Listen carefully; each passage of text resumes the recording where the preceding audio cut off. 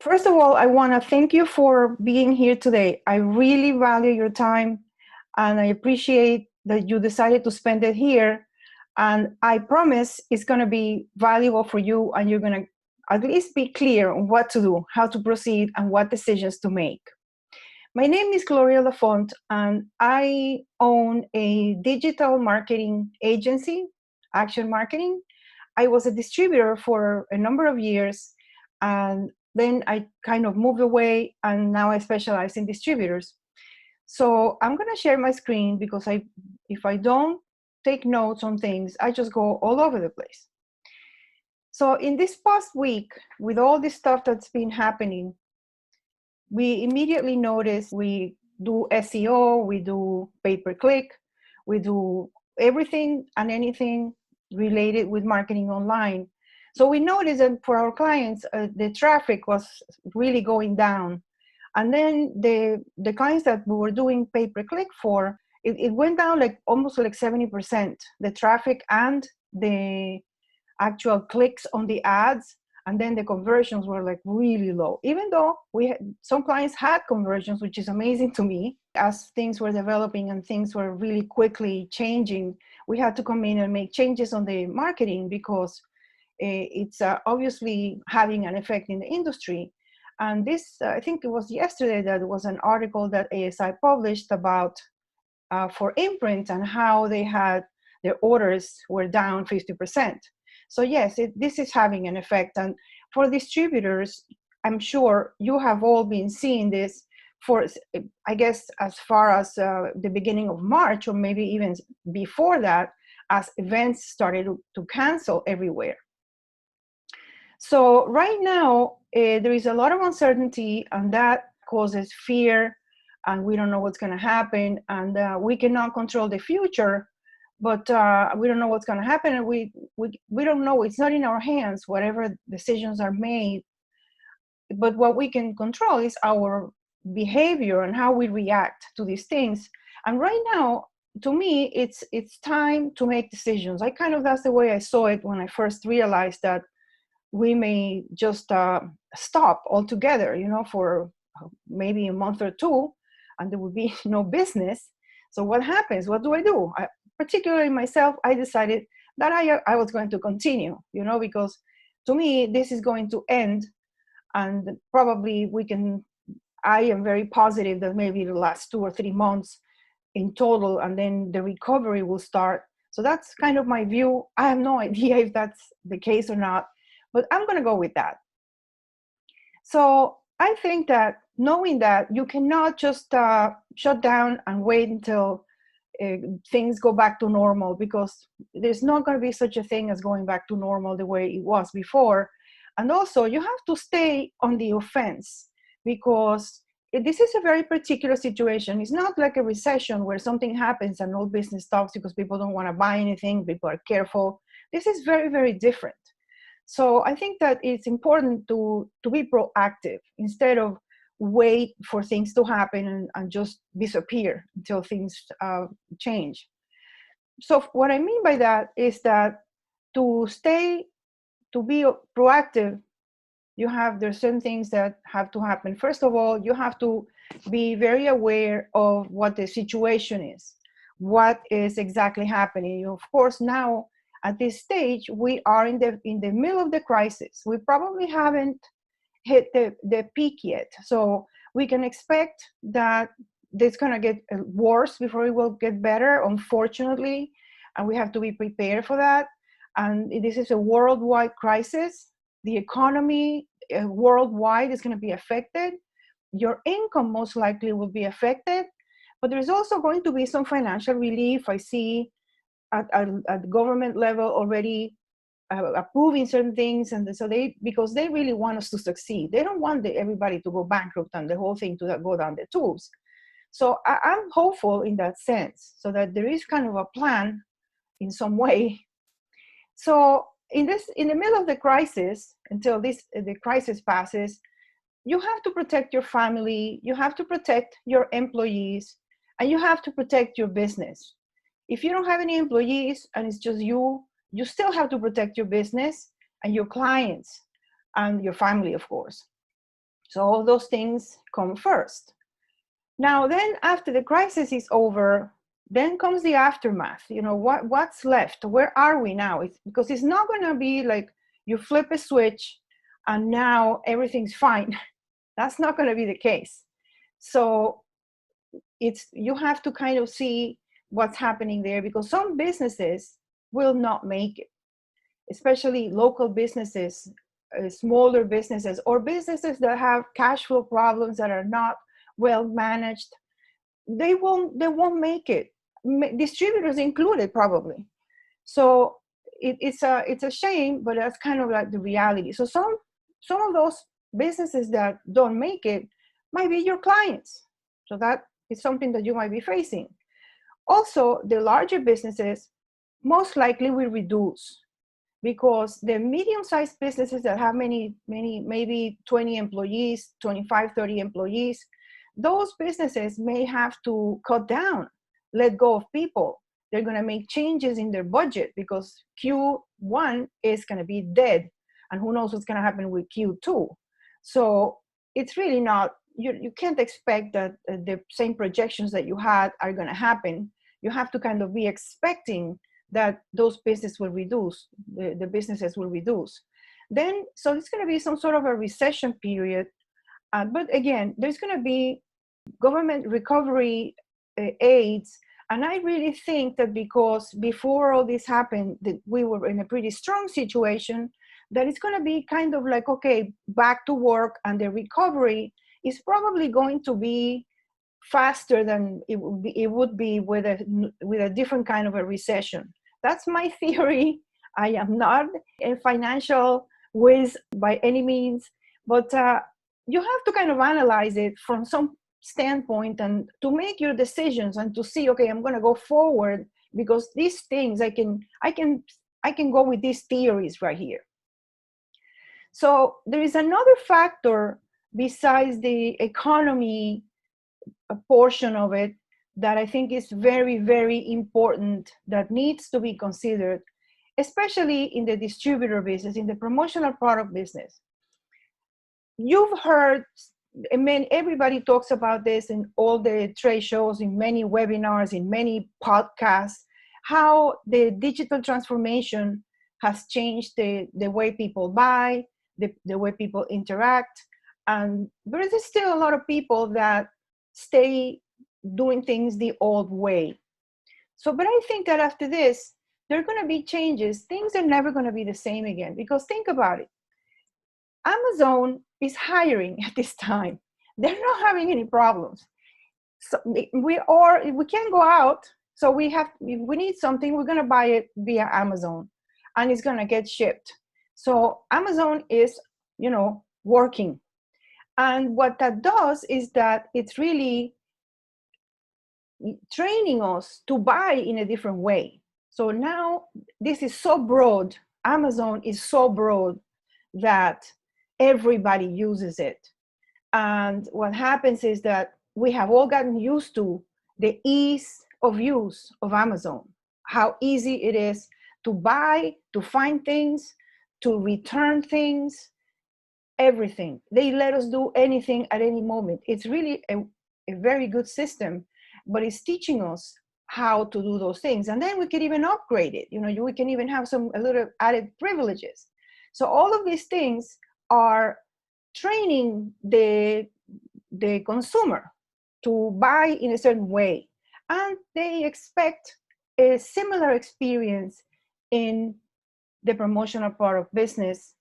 And this is where I find that many distributors continue to not want to see that.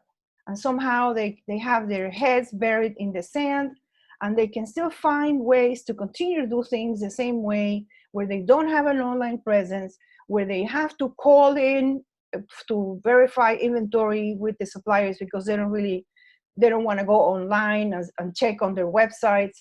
They'd rather call. So suppliers have to have all these people just to talk to distributors that could really find those answers online, or could send emails or text. So we haven't fully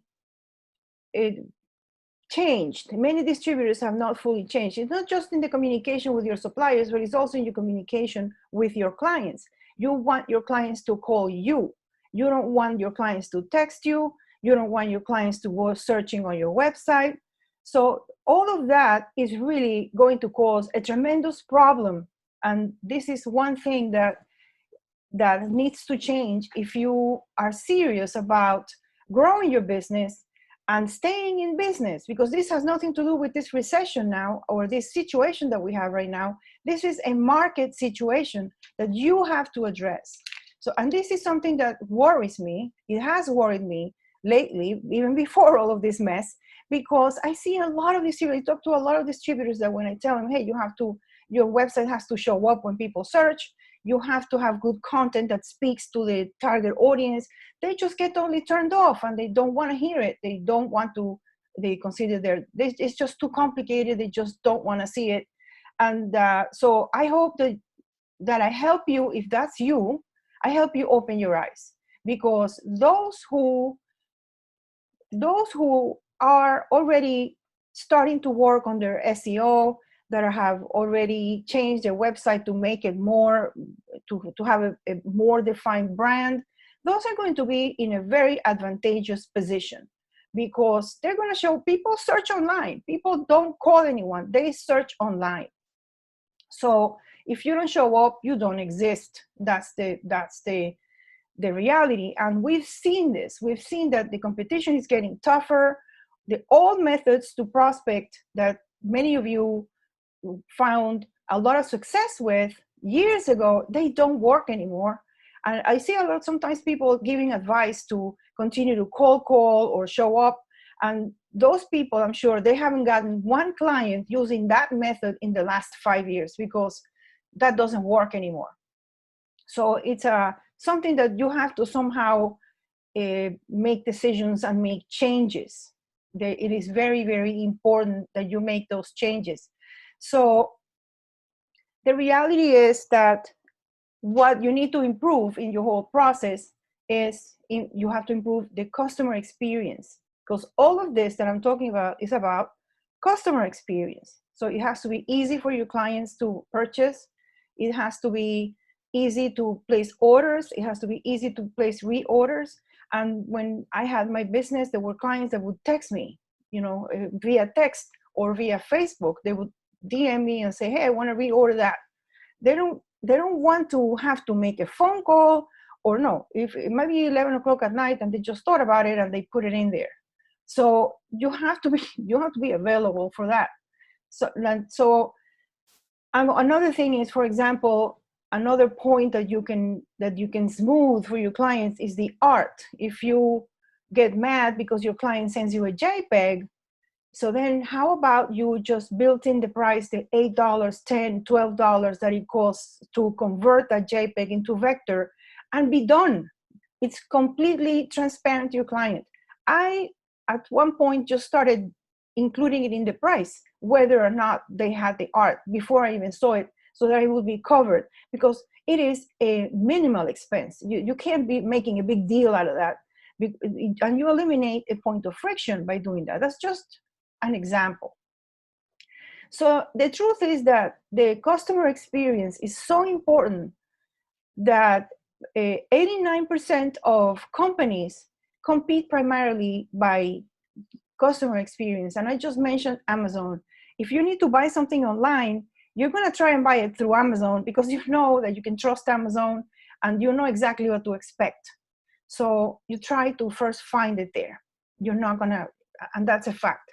So you have to provide that. Now, your clients don't expect you to be like Amazon, and so they can do everything automatically to that degree, because in this business, the customization alone makes the client want to talk to you and confirm things. And we're finding this even in the e-commerce site, for clients that sell through e-commerce.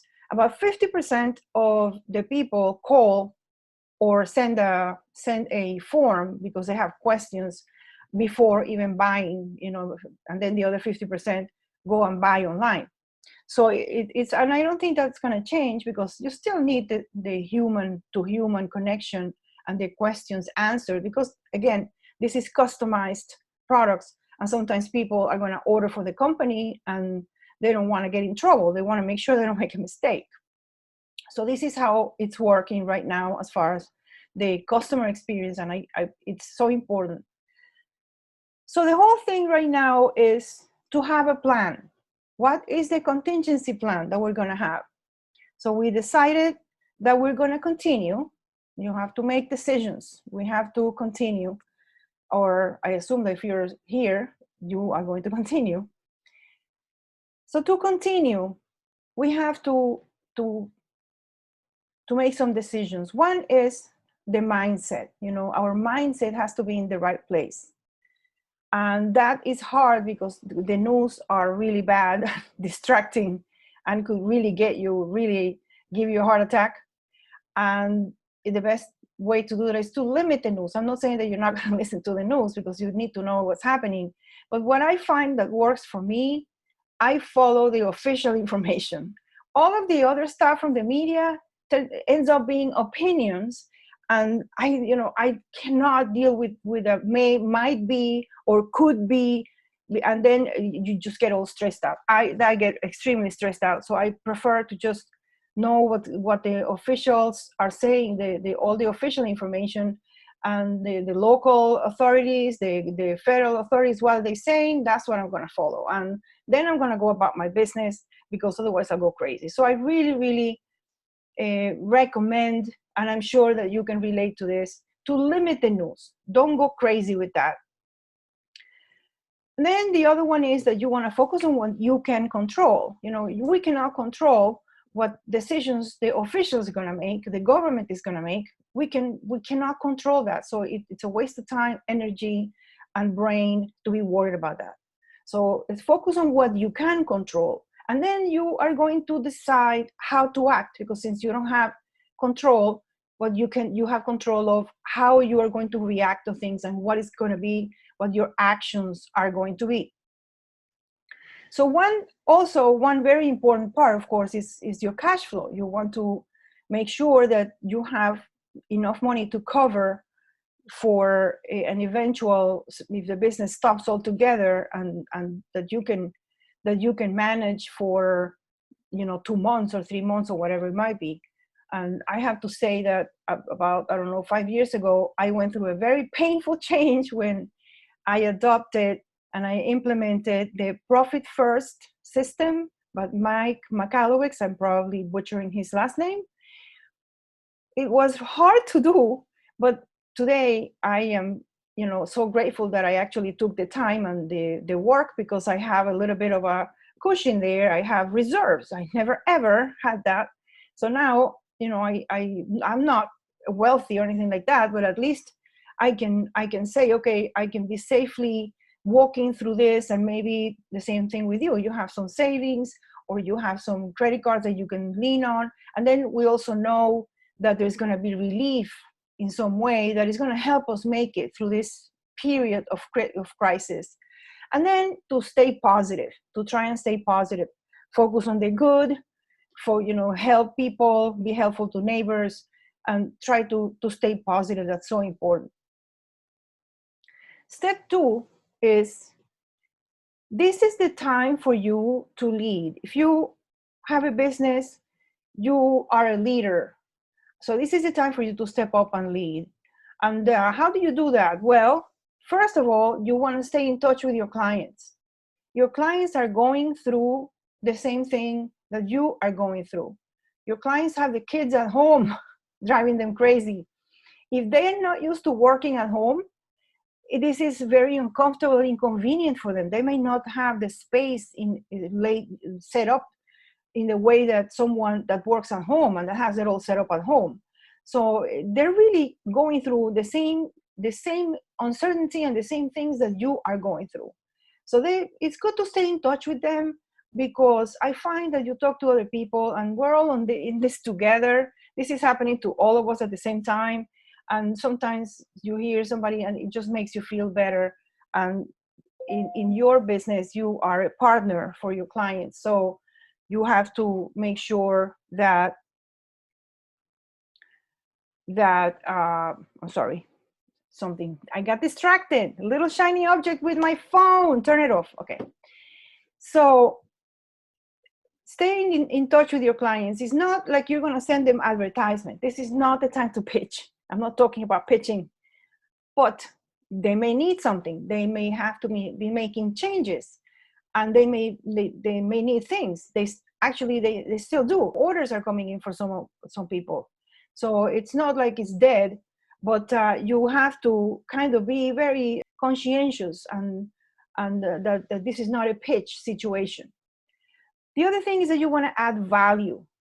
And I know that might sound like a cliche, but add value, help out, offer to be helpful, not just to your clients, but to your neighbors, to your community, to other business owners that you know in your community. Or so this is a time to add value to like what I'm doing right here.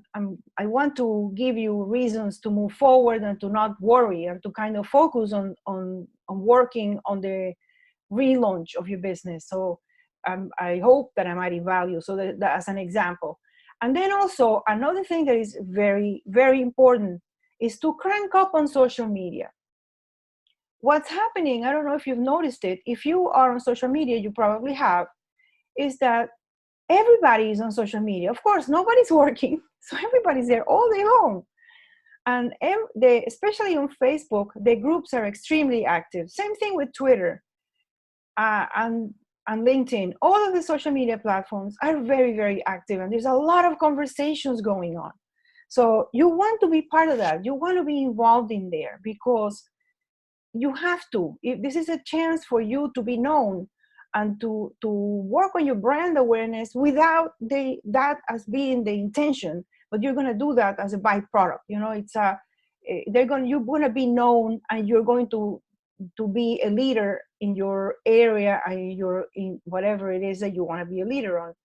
So the other thing that I think is very important is to meet with your employees every day. It's extremely important that they know what's going on, what's happening. And I don't mean to meet physically, but to have we here have, I call it huddles every day first thing early in the morning. So everybody comes in, it's 10 minutes. So everybody checks in. I'm working on this, I'm working on that. What are you having problems with? Where are you stuck? And then it's like a little guide to have everybody at the same time discussing things and kind of going over things. And if your employees are now home and you can't expect them to be in front of the computer the same amount of hours, you can agree on that everybody's going to be online from this time to this time, so that if you need something, you can expect an immediate answer, and things can get resolved in a faster way for as long as you're able to be working, right? So that is something that I also recommend. And you can use Zoom. This is what I'm using right now. Zoom is a great tool. You can have as many people as you want joining on the call, and everybody can contribute. So I think it lets you be in touch with your employees and your staff, and be informed, not be like a stray. Then you want to assign them internal tasks, because of course now you probably won't have as much work, but you still have work that needs to be done, and you want to kind of everybody keep busy while this is happening. Now, when I meant crank up on social media, I wanted to stop there and give you some specific examples of what I mean. Social media is a tool, a communications tool. Social media is it's something that, like, we used to use this telephone to talk to somebody. Now we go on social media and talk to whoever we want to talk to. So what you want to do in social media, the purpose, your objective from the business standpoint, is to build community. And it doesn't matter. Sometimes I speak to distributors, no, I don't want to do that because the people that I know are not buyers. It doesn't matter. Everybody is on social media, including your buyers. And that cannot be the intention anyway. You, at this point, right now, as part of your action plan, you cannot be looking for contacts that may lead to sales. That's not what you're doing right now. Right now, you're building community and building your brand on social media. So how do you build community? Well, first, you follow your clients. If you're not following every single one of your clients on Facebook, on LinkedIn, Twitter, everywhere they are, you better start right now. So you follow the company and you follow the person, both, because you will find out where they are, what's going on, just by following them, because they're going to be posting it there. So that is your number one job task that I would love for you to do if you do nothing else, okay? Follow all of your clients on social media. And also follow your prospects. If you have a prospect list, people that you have been trying to work with, follow them too. Follow their companies, follow them. And then talk to everybody. There is a lot of conversation. There are groups, for example, on Facebook. There are local groups, like, for example, your city, your town. There's a group for the town, and people ask, who knows, on a poster. Now, of course, now nobody's going to be looking for that. But people ask for recommendations for things. And also, I saw a car somewhere. I wonder what's happening over here. There's a lot of conversation going on. I'm not that active on that because it's too much. But depends on, you need to explore what's going on everywhere and participate to build your local brand. I'm not building a local brand because my business is not local. But I am part of my local group because I want to know what's going on, or if I have a question about something, I have my community to communicate with. So this is a good time for you to join. There are business groups, there are city groups. All those groups are good for you to join and be helpful. Don't be pitching. I cannot stress out how important it is to not be pitching right now. So what you want to do is be helpful, give information, and comment on everybody, calm people down, and offer to help via your business page. For example, you look for opportunities. Look for opportunities to help. Maybe you want to post on your Facebook page the restaurants that are doing deliveries, for example. So you post them, you tell people, hey, give me your page and I'll come. So then that you gain visibility, and people that you build a lot of goodwill, and these people are going to recommend you later. And this is just an example. It doesn't have to be that, but I hope that this gives you ideas on what to do. You could also, post encouraging posts. Don't, everything cannot be doom and gloom and how many people have died so far and charts of the deaths everywhere. I mean, there's enough of that. Particularly, I don't like to do any of that. And believe me, I do follow it. I have family in Spain. I have family in Italy, in London. So I am all over the world following what's going on. But I don't want to post on social media about that. And I think it's because it's negative and you cannot control it. So many times those news aren't even verified. Who knows if that's true or not? So I just skipped all that stuff. So the other thing is to practice gratitude. Make sure you thank people in your community, your healthcare workers, your first responders, your local officials, your supermarket workers. Those people are out there working in your home and they're exposed, right? So this is just, again, an example, but practice kindness, and it's I think it goes a long way, and it also de-stresses you, or me. I get very distressed if I make a list of the things that I can be grateful for. So that's, I think it's a good thing to do. Then another thing you can do is do videos on social media. Come on social media and talk about, you can talk about your business too. You can say, hey, we're open for business, or this week we're closed, all the factories are closed, God forbid, but looks like it's going to happen at some point. So whatever it is, give updates on the information. And that way people start to know you. You want everybody to know you. Everybody that could come, that could be a client of yours. You want everybody to have heard of your company, to have heard of you. And that's what leadership positioning yourself as a leader, that's what it's all about. And this is really the time. If you haven't done it, this is the time to do it, because this is, I cannot insist and stress that any more than I'm already doing that.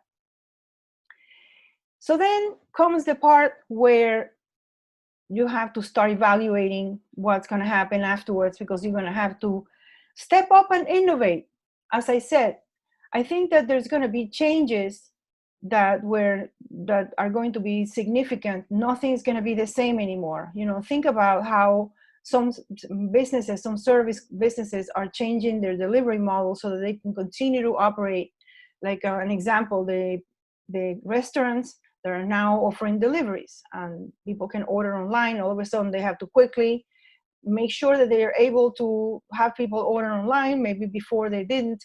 So all of these things, how can you innovate and step up, because things are going to change. So let's talk about ideas that you could do. One that I think is very successful is to offer turnkey solutions. And I'm going to give you an example after I drink a little bit of tea. For example, let's say that you want to focus on trade shows. You have a lot of clients that do trade shows, and you know all the vendors, you know where to go, and you want to promote and offer trade shows as a package, as a turnkey solution. So of course, the obvious, all of the decoration of the booth, all of the banners, the cloths, and then the giveaways have different packages of giveaways that you offer. People don't have to choose among 2,000 products, but just 3 or 4.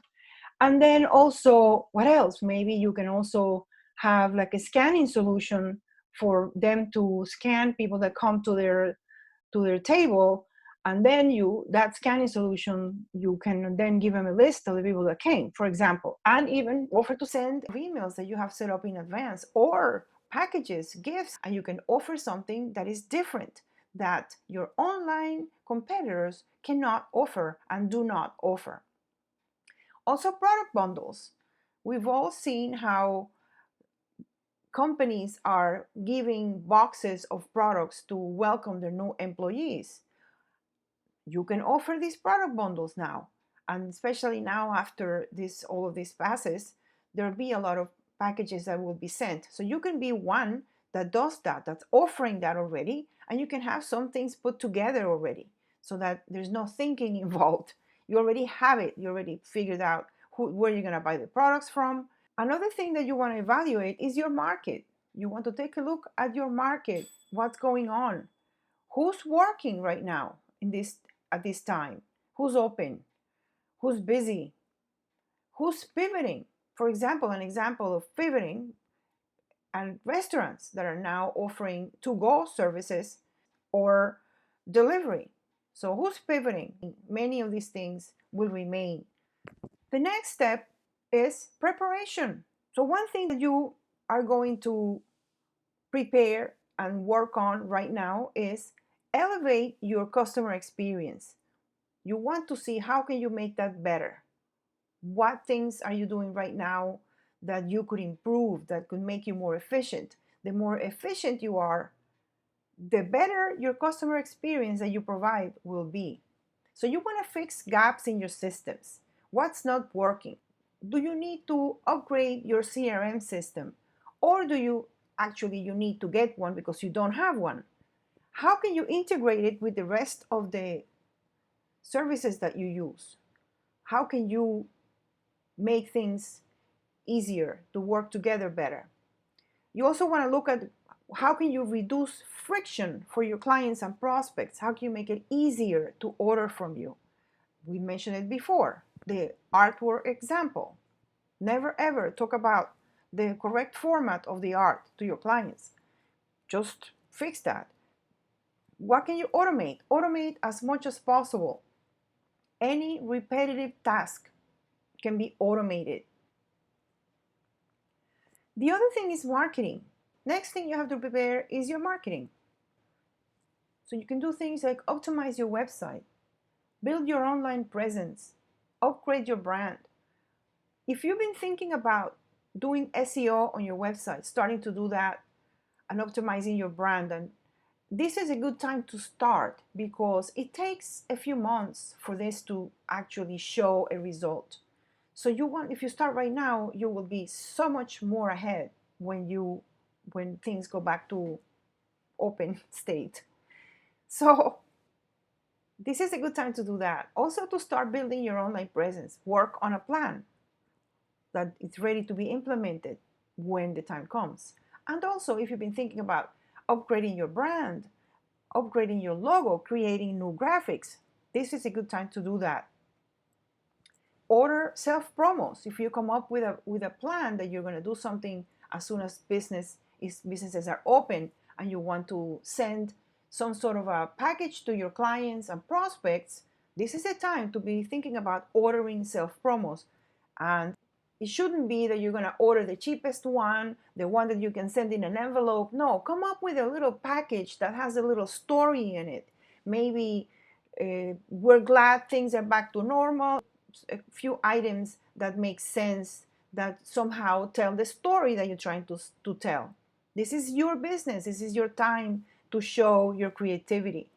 Also, whatever print collateral you need to support your self promos and your new marketing that you're doing. So, in other words, the whole point is you want to get ready.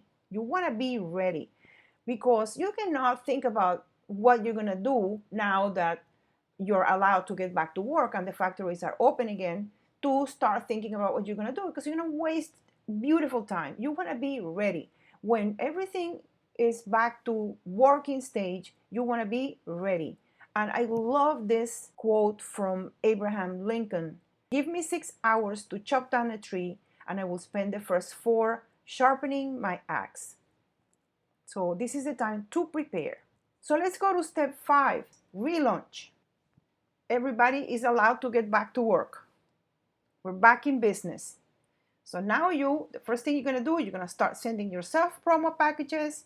You're going to start sending your emails that you already prepared ahead of time. And you're going to advertise. Because guess what? To have new clients and to get the word out, you need to advertise.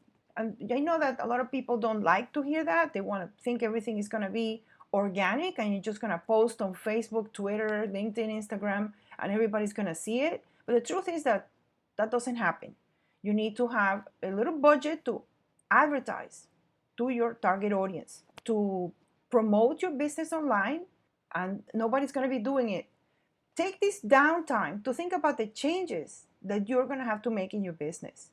Especially those of you who haven't made any, who are still working in the way that you were working 20 years ago. Traditional is an illusion of permanence. You have to be flexible, you have to be nimble, and step it up. Now, to conclude, I'd like to say, focus on what you can control. And this is time to lead, guys. With that, I want to thank you so much for watching. Make the best of this time so that you can come out ahead when things go back to normal. And if you have any questions, post them online, send me an email, however you want to contact me. I really want to help you. And take care, everybody.